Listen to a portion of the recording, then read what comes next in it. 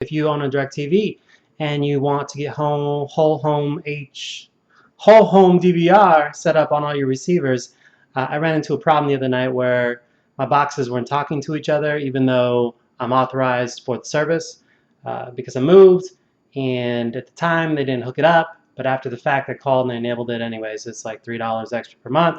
It's a whole nother issue. But what I want to talk about right now is a problem that I ran into, which is an error called no network DVRs found. So when you're trying to set up your whole home DVR and your receivers aren't talking to each other, and maybe they were and they're not now, when you check under the status settings on the settings and you don't see anything for the DVRs, well, one thing that you want to look for, and it took me about an hour to figure out because I had to dig through some forums, so I wanted to share this tip. If you get that error, no home network DVRs found or something like that, I gotta look it up after I do this video. Check for one of these things. This right here could be your culprit. This is just a standard Ethernet cable. I had it hooked up to one of my boxes directly from my Ethernet. I'm running like Time Warner cable here.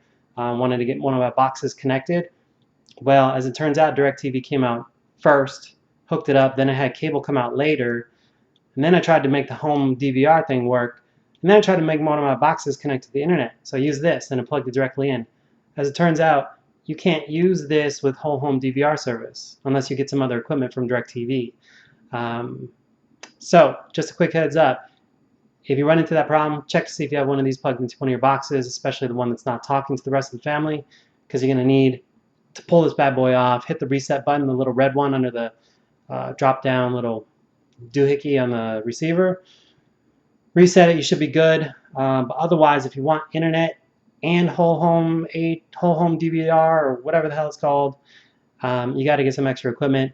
There's self-install, there's send another tech out, but that's a whole nother issue. Just like I said, wanted to drop a quick tip. Check for this first if you've got that error.